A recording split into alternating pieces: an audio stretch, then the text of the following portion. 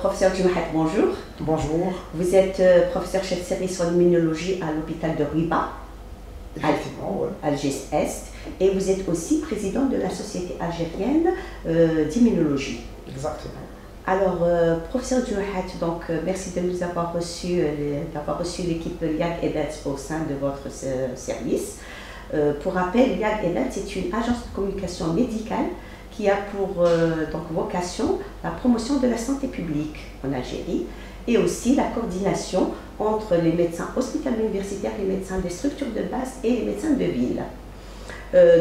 Professeur Djouhat, là on va parler de la Covid-19, c'est le sujet d'actualité. Le monde entier traverse une crise sanitaire sans précédent. Et là, à l'instar des autres pays, l'Algérie aussi était sur un grand chantier qui est la vaccination.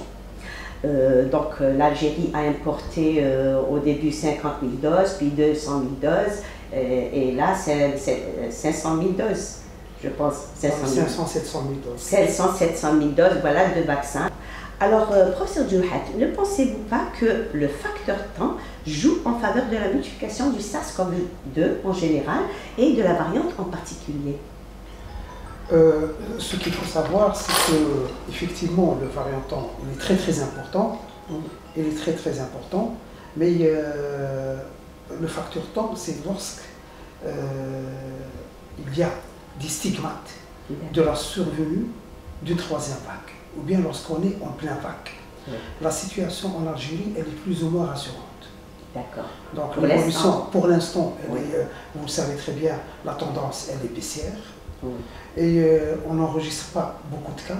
Il y a on est en train de faire des tests antigéniques, des PCR, et la plupart reviennent négatifs. Donc il y a des syndromes un peu grippaux, des petites épidémies à l'adénovirus qui simulent un peu la symptomatologie de Covid, mais c'est pas ça. On s'estime heureux jusqu'à ce jour. Mais on doit maintenir. Excusez-moi, il y a eu des variants en Algérie. Exactement. Ils ont été détectés grâce au séquençage. Donc c'est clair, net et précis. Tout à fait. Et parmi les premiers cas qui ont été détectés, on avait un malade qui était hospitalisé chez nous.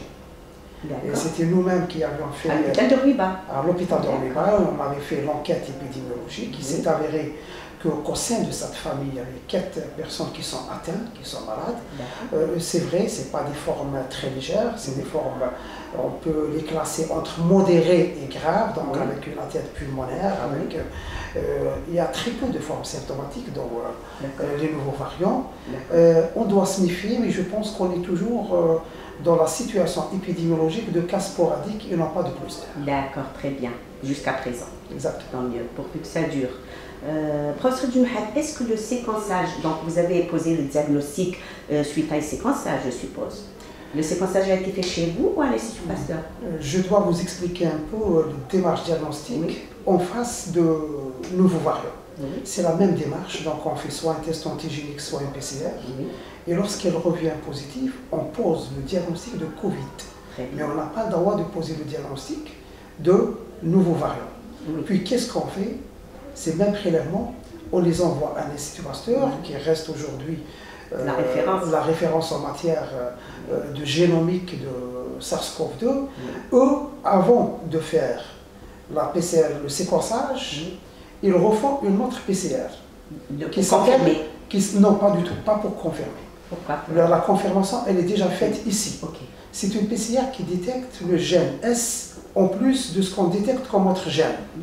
Et s'il trouve le gène S positif, c'est le gène qui code pour la protéine, c'est ça? Exactement, c'est le gène qui code pour la protéine S. S'il est toujours présent, ils ne font pas de séquençage. C'est les variants anciens. Par contre, s'ils trouvent que les gènes qu'on explore, soit le E, soit le N, soit les autres gènes, sont présents et le S il est absent, et dans ce cas-là, ils disent qu'il y a une forte suspicion de nouveaux variants. Ils doivent le passer systématiquement en séquençage, qui est une technique un peu lourde, qui nécessite au moins 3 jours pour nous rendre le résultat, non pas pour le diagnostic de Covid, le diagnostic a été déjà fait, mais pour nous orienter vers la présence de ce nouveau variant. Donc c'est grâce au séquençage qu'on peut étiqueter l'origine du variant. On ne peut pas parler de nouveaux variants sans faire le séquençage. Mais le diagnostic de Covid, on le pose sans le séquençage. D'accord, parfait. c'est plus clair. Merci.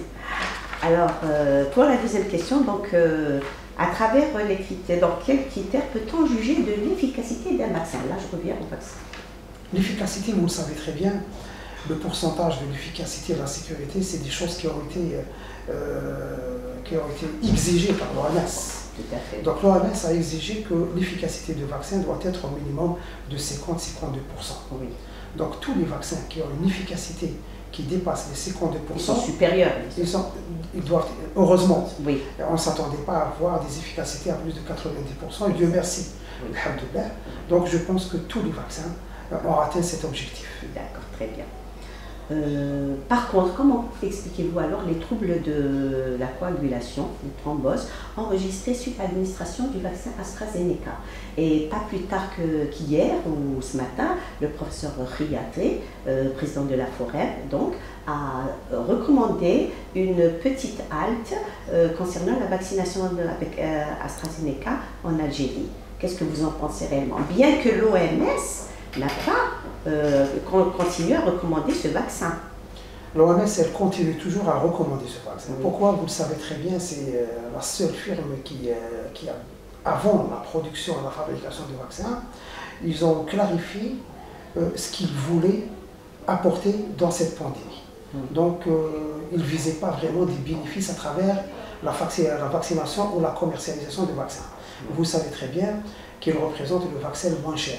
Oui. Donc il a été un peu la cible de pas mal de lobbies pharmaceutiques, oui. Parce que vous voyez très bien, oui. Si entre un vaccin, une dose de 3 $, une dose de 20 $, 36 $, donc on s'attendait à ce qu'AstraZeneca soit trop surveillé. Oui. Même si son efficacité n'est pas aussi importante que celle de Pfizer-BioNTech. Exactement. Mais ils étaient honnêtes. Ils ont dit au début que notre efficacité elle est de 70, 75%. Oui. Mais ce qu'il faut savoir, c'est que actuellement le vaccin d'AstraZeneca, c'est le vaccin qui produit le plus de doses.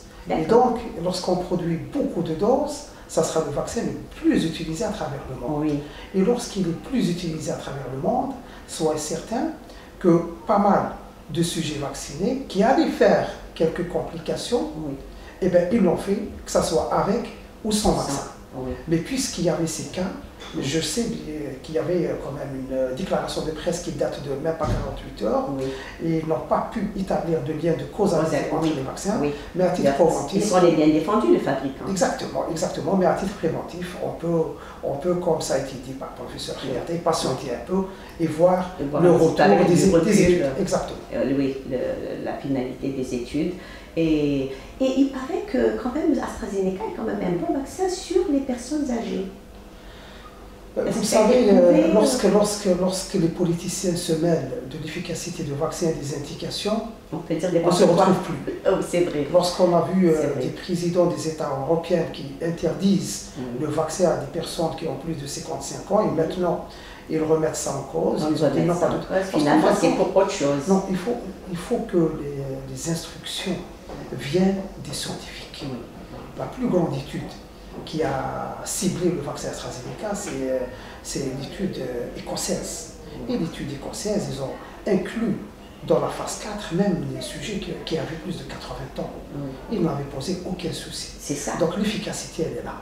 Et suite à la publication des études écossaises, on a vu que même pas mal d'États européens sont revenus sur leur décision initiale. Ils ont continué à recommencer à vacciner par AstraZeneca. Oui, d'accord, très bien. Alors, grosso modo, je ne vais pas vous prendre beaucoup de votre temps, mais c'est juste pour nous expliquer un petit peu les différences qui existent entre, alors nous avons le Pfizer-BioNTech, AstraZeneca, Moderna, Johnson & Johnson, Sputnik, donc toute cette gamme de vaccins. Quelles sont donc les différences qu'il y a entre ces vaccins-là, le nombre de doses aussi et leur efficacité? Ce qu'il faut savoir déjà, c'est que n'importe quel vaccin, quelle que soit la technologie utilisée, l'objectif est le même. C'est essayer d'avoir ou de produire cette protéine S pour que le système immunitaire réagisse contre cette protéine S.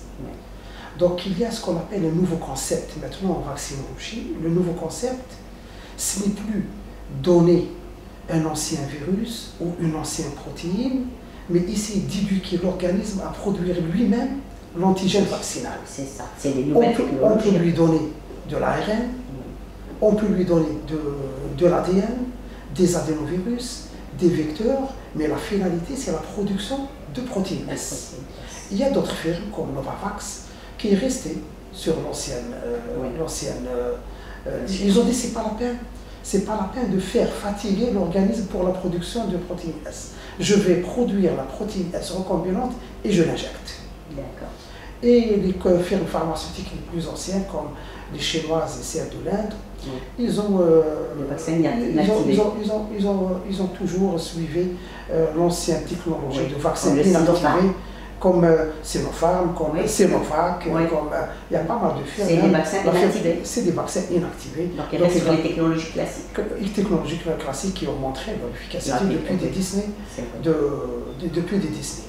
Donc la différence en ce qui concerne l'efficacité, Dieu merci, l'efficacité de tous les vaccins a dépassé les 70%. Oui. La technologie, elle diffère. 70% c'est AstraZeneca, le plus bas de l'échelle. Le plus bas, 62, 67, c'est AstraZeneca. Sinon, Pfizer, c'est 95%. D'ailleurs, c'est pour cette raison qu'AstraZeneca, ils ont entamé une étude avec Gamaleya, les Russes, pour essayer d'augmenter l'efficacité de leur vaccin.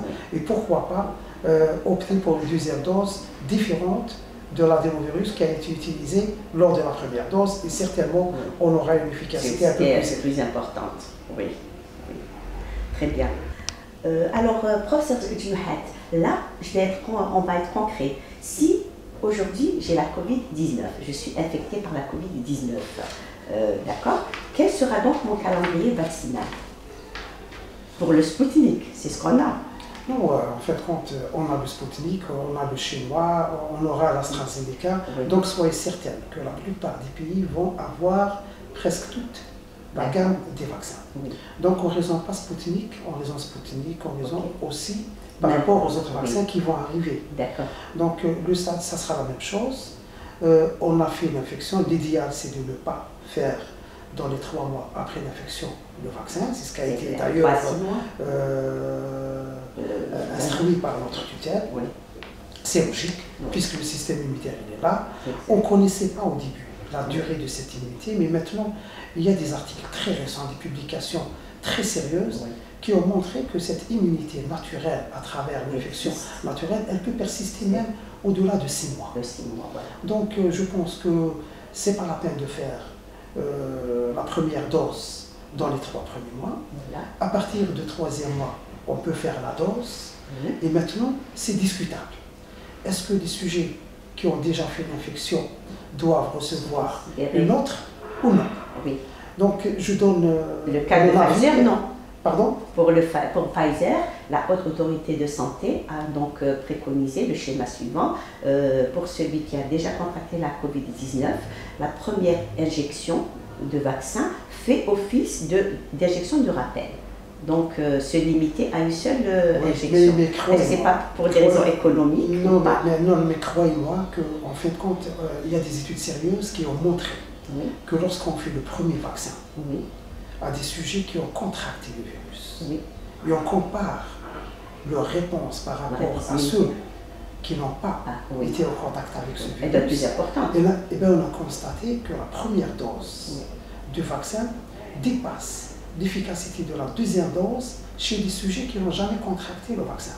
D'ailleurs, c'est pour cette raison, probablement, il y aura avec le temps des instructions de l'OMS ou bien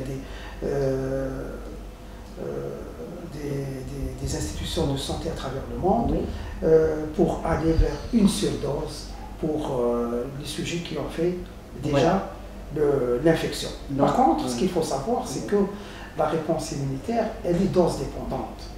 Donc même si la personne, on lui fait une deuxième dose, ça ne peut que rebooster et renforcer le système immunitaire. C'est pour ça que je vous dis, c'est peut-être pour des raisons économiques que... Possible parce qu'en fin de compte, pas pour des raisons économiques, mais beaucoup plus par rapport à la pénurie mondiale, par rapport à l'acquisition des vaccins. Donc on a très bien maintenant compris que la priorité, c'est la première dose. c'est ça. Parce que lorsqu'on donne aux personnes la première dose, l'efficacité elle commence à partir de 3e semaine et on peut être quand même protégé pendant les 2-3 premiers mois. Donc on préfère, maintenant il y a pas mal de pays qui ont priorisé la première dose par rapport, il vaut mieux faire bénéficier le maximum de la population de la première dose et puis on fera la deuxième dose. Oui. Mais vous le savez très bien, c'est des recommandations des sociétés savantes, oui. Donc ça reste toujours, et c'est pas d'ailleurs, c'est pas adopté même par les firmes pharmaceutiques. Oui. Il y a des firmes pharmaceutiques qui ne veulent pas prendre de risques. Ils vous disent voilà, mon étude clinique, elle était basée sur 2 doses, donc je ne peux pas me prononcer par rapport. C'est ça, c'est ça, c'est ça. Mais alors si on suit cette logique, professeur Djouhad, est-ce qu'on peut se permettre de faire la même chose pour, par exemple, le vaccin Sputnik qui utilise 2 adénovirus humains différents, le AD26 c'est ça, et le AD5. Étant donné que c'est 2 adénovirus différents, est-ce qu'on peut se permettre de ne pas faire la deuxième injection de rappel, sachant que le plateau est quand même atteint vers la 35e semaine. Voilà. Oui, en fin de compte, lorsqu'on vaccine par 2 adénovirus différents, oui. L'objectif c'est de ne pas stimuler le système immunitaire contre les adénovirus. D'accord. Le plus important, c'est essayer de produire une réponse immunitaire contre ce que l'adénovirus contient. Donc, quel que soit l'adénovirus, que ce soit l'adénovirus 26 qui est injecté dans la première dose, ou bien l'adénovirus 5 qui est injecté dans la deuxième dose, ce qu'il va sécréter, produire, c'est la même protéine, c'est la protéine S. Donc, les Russes, ils ont essayé d'utiliser 2 adénovirus différents juste pour essayer d'éviter une éventuelle réaction immunitaire indésirable contre l'adénovirus. Parce que c'est pas l'objectif de vaccin. C'est pas une réponse immunitaire anti-adénovirus, mais plutôt contre ce que l'adénovirus va produire. Oui, d'accord. Alors, une question qui me taraude de l'esprit, là c'est personnel, je ne l'ai pas compris. Il y a une petite discordance pour le Sputnik. Donc, selon les résultats des études communiquées par un groupe d'experts indépendants de la revue britannique Lancet, ils ont donc chanté les louanges en quelque sorte du vaccin Sputnik vectorisé en disant qu'il fait quand même partie des vaccins les plus efficaces, comme aux côtés de Pfizer-BioNTech et donc Moderna, 94%, Pfizer-BioNTech 95% et bien sûr le Sputnik 91,6%. Et ils disent aussi que le Sputnik est aussi très efficace sur les formes symptomatiques et chez les personnes âgées. Par contre, d'un autre côté, j'ai vu les recommandations un petit peu du fabricant russe, donc les laboratoires Gamaleya, et dans leurs recommandations, je retiens ceci. Donc, il est efficace il est préconisé jusqu'à 60 ans, il ne doit pas être utilisé pour les femmes enceintes et surtout dans le cas de maladies sous-jacentes. Là, il y a une petite discordance. En fin de compte, ce n'est pas la discordance, c'est faire la différence entre les résultats de la phase 3 et maintenant ce qu'on assiste durant la phase 4. Oui. Donc effectivement, ce qu'il faut, si on compare le Sputnik qui utilise les adénovirus convecteurs par rapport aux autres firmes qui utilisent à peu près les mêmes technologies comme AstraZeneca, c'est l'adénovirus, comme Johnson & Johnson, qui a utilisé l'adénovirus 5, qui est utilisé lors de la deuxième dose. C'est une monodose, le Johnson & Johnson. Johnson & Johnson, c'est une monodose avec une efficacité de 72%. Ils vont commencer les études cliniques en mars avec une deuxième dose pour essayer d'augmenter un peu l'efficacité de leur vaccin. Donc, je reviens un peu sur cette contradiction entre les déclarations de Gamaleya et les scientifiques. En fait, ce n'est pas une contradiction. Gamaleya, ils étaient très honnêtes.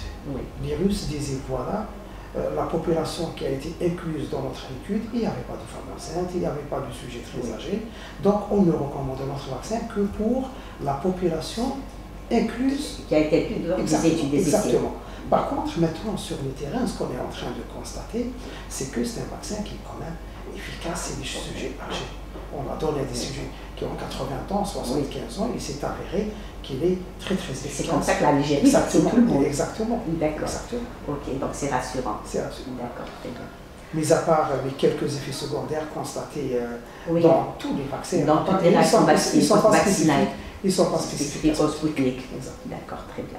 Donc, à propos des nouveaux variants, et d'une éventuelle troisième vague, donc, est-ce que les mesures barrières classiques, c'est-à-dire port de masque, aération, distanciation, etc., est-ce que vous pensez qu'elles sont efficaces ou doit-on avoir recours au tracing et pourquoi pas au séquençage aussi?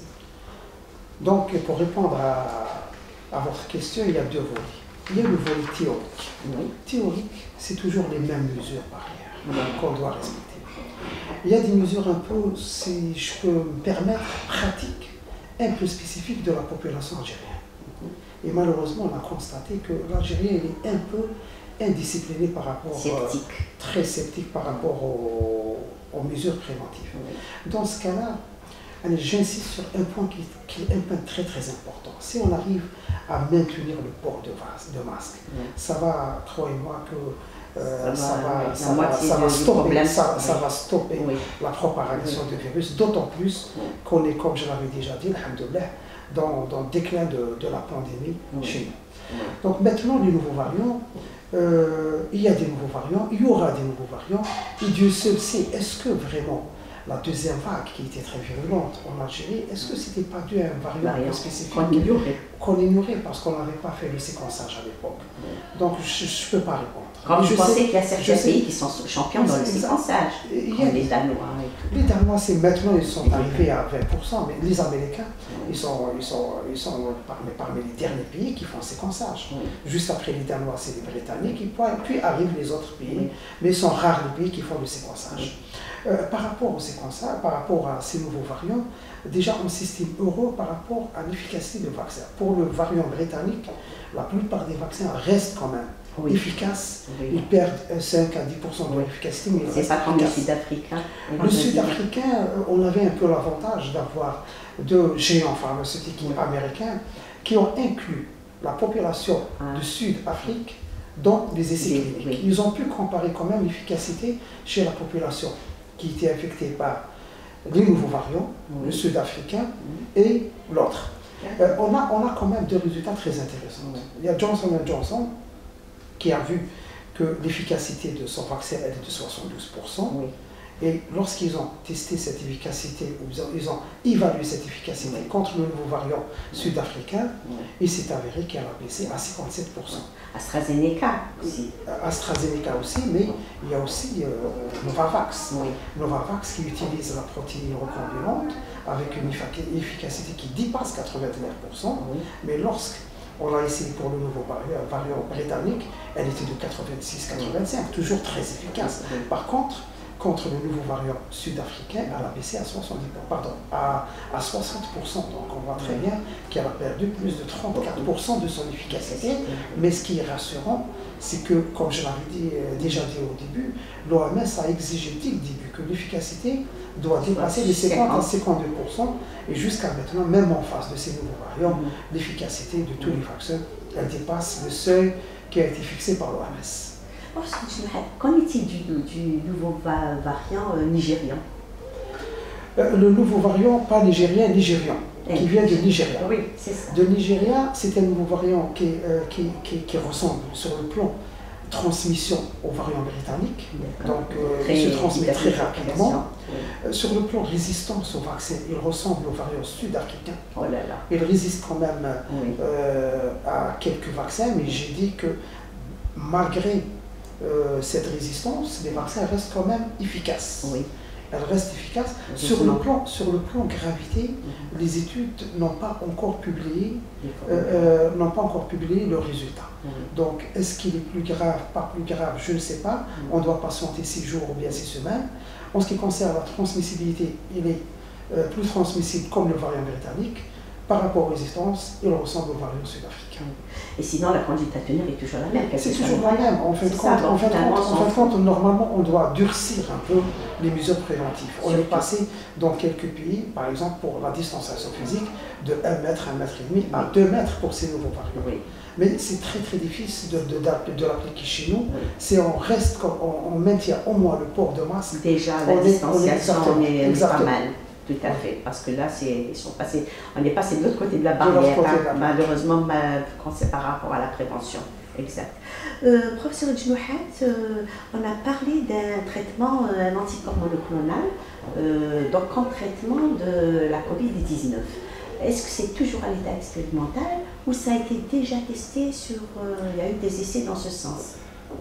Pour être honnête, oui. Moi personnellement, je suis contre l'utilisation de ces anticorps monoclonaux dans le traitement. C'est une biothérapie, non? C'est une biothérapie. Oui. C'est une biothérapie qui a montré son efficacité. C'était dans les maladies auto-immunes. Mais il y a un grand mais. C'était efficace avant le nouveau variant. Parce que le virus, il avait la même structure et la protéine S, on l'a ciblée pour que le virus ne pénètre pas dans la cellule. D'accord. Ça, c'est dans les pays très développés qui peuvent se permettre de cibler une population très vulnérable pour prévenir la survenue de formes sévères. Oui. Chez nous, vous connaissez très bien la mentalité de l'Algérien. Exact. On vient toujours à un stade un peu tardif. Oui, malheureusement. Et quand la plupart des mutations touchent actuellement la protéine S, on risque d'avoir un anticorps monoclonal très cher qui n'est pas efficace du tout. Ça. Donc moi personnellement, je suis contre l'utilisation de ces anticorps monoclonaux contre un virus qui mute continuellement. Déjà que même pour les biothérapies classiques, l'Algérie les préconise en milieu hospitalier. Mais ça fait ça. Non, mais ça fait toute la différence. Dans les biothérapies classiques, on cible des structures antigéniques fixes sur le plan structure. Oui, c'est vrai. Ça, dans le Covid-19, c'est tout à fait l'inverse. On est en train de cibler une protéine qui change de forme et qui risque de ne pas être reconnue par l'anticorps monoclonal. C'est ça. Donc je préconise. Je ne vends pas la chandelle en quelque sorte, en tout cas pas pour l'instant. Oui, et on est loin du compte. Par contre, la vitamine D, il paraît que la vitamine D limiterait l'orage immunitaire, l'orage cytokinique, pardon. Et paraît-il, elle est efficace sur les formes graves. Est-ce vrai, est-ce faux?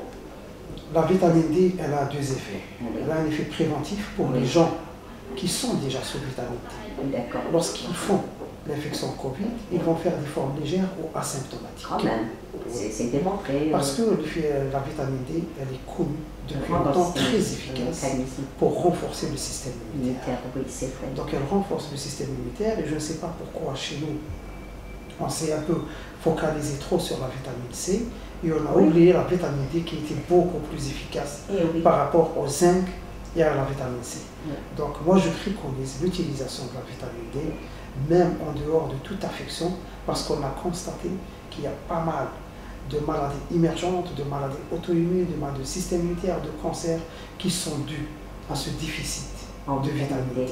Donc l'idéal, c'est de prendre continuellement la vitamine D. Après, il faudrait peut-être penser à faire un dosage avant, parce que aussi le surplus va donner l'effet on a fait déjà quelques études préliminaires par rapport aux donneurs de sang, et on a constaté que la plupart des Algériens sont déficitaires en vitamine D. Et pourtant, c'est un pays avec tout le soleil, et avec 1200 km de côte avec le poisson.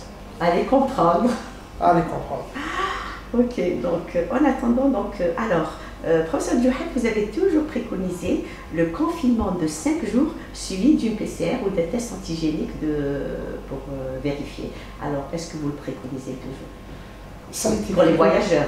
Pour les voyageurs, on le maintient toujours. On le maintient toujours. C'est applicable. Parce que lorsque le voyageur arrive avec une PCR négative, il peut être infecté dans les 2 ou 3 jours avant de faire la PCR. Donc si on patiente 3, 4 jours, 5 jours, c'est bien sûr. Donc je maintiens, c'est une recommandation qui montre son efficacité pour les voyageurs. Heureusement maintenant qu'on a pris la décision radicale d'arrêter d'emblée les vols, mais si on le reprend, Vous le savez très bien qu'il y a pas mal de pays européens et même africains. On voit avec l'émergence de ces nouveaux variants pour essayer de prévenir. C'est une menace. C'est une réelle menace. Donc il faut toujours garder cette attitude qui, je suis certain, c'est la seule attitude qui peut prévenir la transmission, et pas la transmission, mais plutôt l'arrivée de ces nouveaux variants. Oui, exactement. Oui. Alors, professeur Djouhad, vous avez récemment interpellé, donc sur le plan éthique et déontologique, vous avez interpellé les services de la Direction générale de la santé concernant, donc, pour rendre donc, obligatoire la déclaration des tests antigéniques positifs aux côtés de la PCR donc, qui est positive. Pour bien sûr pour les laboratoires privés et certaines institutions privées. Alors, qu'en est-il depuis? Est-ce que ça a été appliqué? Malheureusement, ça n'a pas été appliqué, mais je maintiens toujours votre interpellation. Exactement, interpellation, parce qu'en fin de compte, parmi les facteurs qui rassurent la population, c'est le nombre de nouveaux cas déclarés par jour. Exact. Aujourd'hui, j'ai écouté en venant vous voir, j'ai écouté 105 cas. Tant mieux. Tant mieux, parce que même les structures sanitaires en témoignent de la baisse de cet afflux de malades. On est vraiment, je l'ai dit, je le répète, qu'on est dans une tendance baissière, et Dieu merci, mais on doit la maintenir. C'est important de maintenir cette tendance baissière. Donc, par rapport à la tutelle, parce qu'en fin de compte, il n'y a pas de faux positif. Si on trouve un test antigénique positif, c'est un positif. Donc, l'idéal, c'est lorsqu'on fait la somme. C'est pas il peut avoir un faux négatif et pas un faux positif. Exactement. Donc, un positif en testologique, c'est un positif. Donc, c'est pas honte, et c'est pas honteux de déclarer le nombre d'antigènes, de tests antigéniques positifs en parallèle avec le nombre de PCR positifs. Et dans ce cas-là, on peut avoir une vision globale par rapport à la déclaration de nouveaux cas, par rapport à la réalité sur le terrain. Et je pense qu'on sera probablement, pas très loin, mais probablement dans les 400, 500 nouveaux cas jour. Mais n'oubliez pas une chose très très importante, le nombre de nouveaux cas n'est pas synonyme d'une mauvaise prise en charge de santé. Bien sûr, on a constaté que les pays les plus développés chez eux, c'est eux qui déclarent le nombre le plus élevé de nouveaux cas par jour. Exactement, ce n'est pas du tout honteux. Hein. Bien au contraire. Bien au contraire. Pour moi, ça prouve que c'est qui fonctionne et qui déclare. Exactement, tout à fait.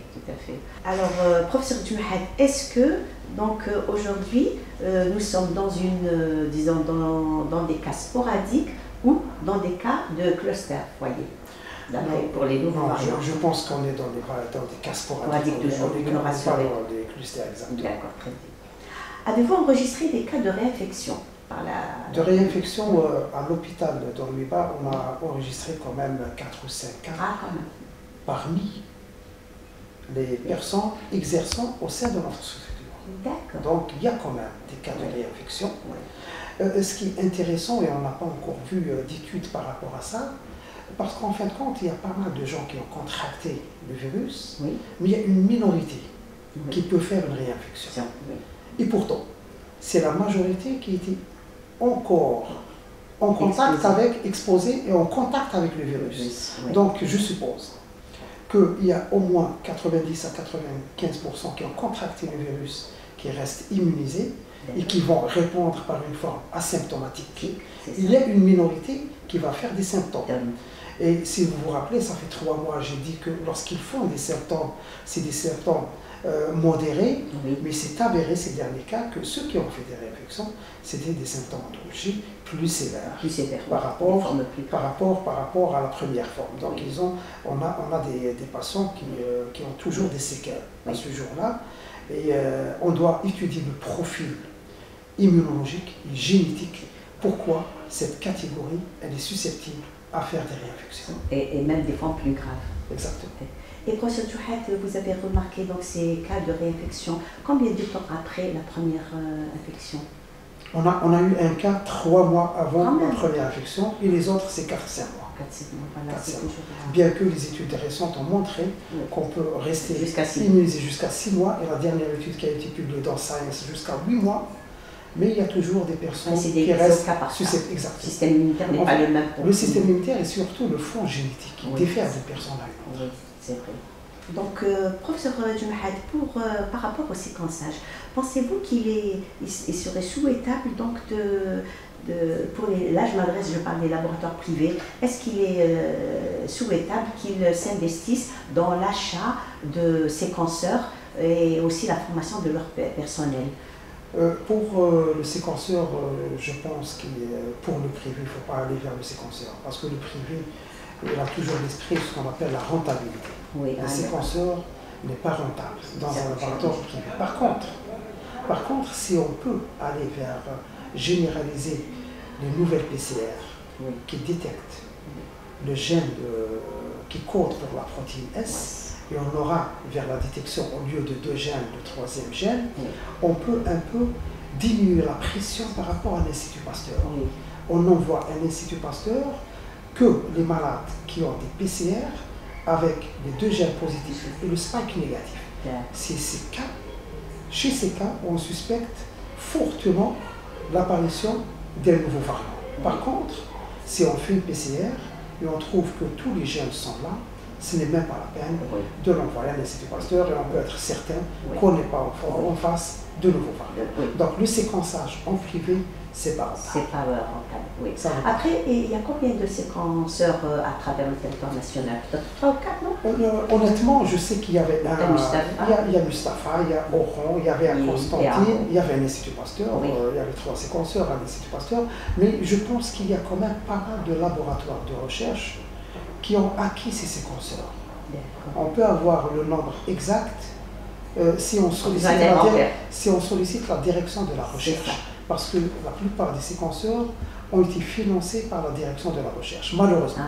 Malheureusement, il y a pas mal de séquenceurs, d'après des échos comme ça, qui ont été achetés avec des prix colossaux, ça dépasse les 2 milliards de séquenceurs, qui sont toujours dans les cartons. Dans les cartons, voilà. D'après vous, faut-il arrêter quand même de stigmatiser le secteur privé en l'impliquant davantage, donc ne serait-ce que dans cette lutte, la lutte donc, contre la Covid-19, et donc en allégeant les mesures, enfin les contraintes fiscales, etc.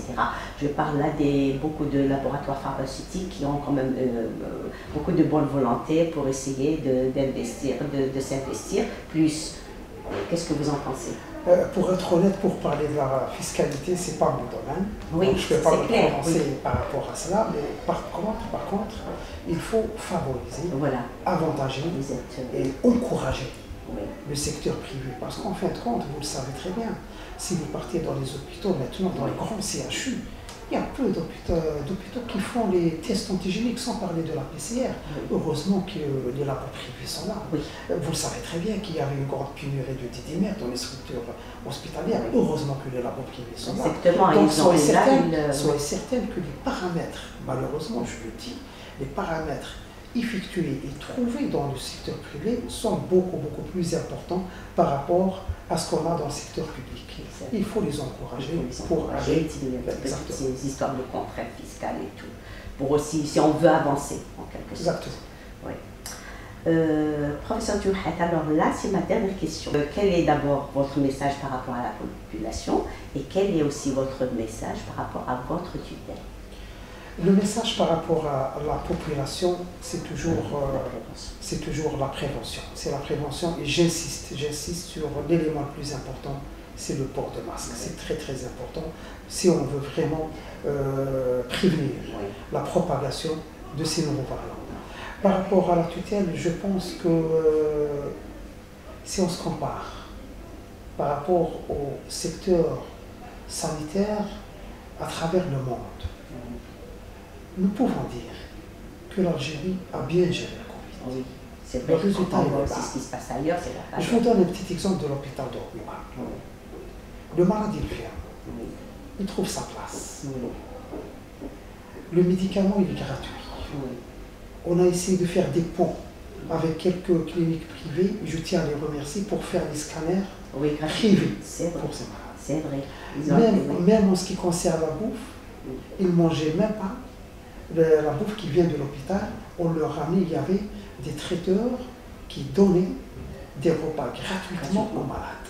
Donc je pense que c'est une prise en charge qui était idéale pour un malade Covid. Certainement, il y avait un certain temps où les hôpitaux étaient saturés et ce n'était pas spécifique de l'Algérie. L'Algérie, de toute façon, est connue pour sa solidarité dans ces moments. Dieu merci, ça, c'est une qualité. On l'a vu, on l'a constaté. Maintenant, il ne faut pas prendre à la légère la déclaration des nouveaux variants par rapport au tracing. C'est ça. Donc à chaque fois, il y a des nouveaux variants exactement épidémiologiques qui doivent travailler. Donc, je pense qu'il y a quand même une équipe au niveau de la direction de la prévention qui est chargée de ça, qui est en train de faire les enquêtes et d'envoyer, essayer de les cerner, de les canaliser pour prévenir la propagation de virus.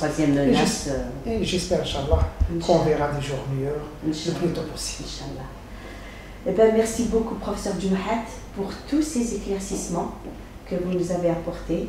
Et on compte de toute façon aussi sur vous pour aider donc à continuer donc, votre travail dans la lutte contre la Covid-19. Inch'Allah, on va pouvoir s'en sortir. Inch'Allah. Merci beaucoup, professeur. Merci.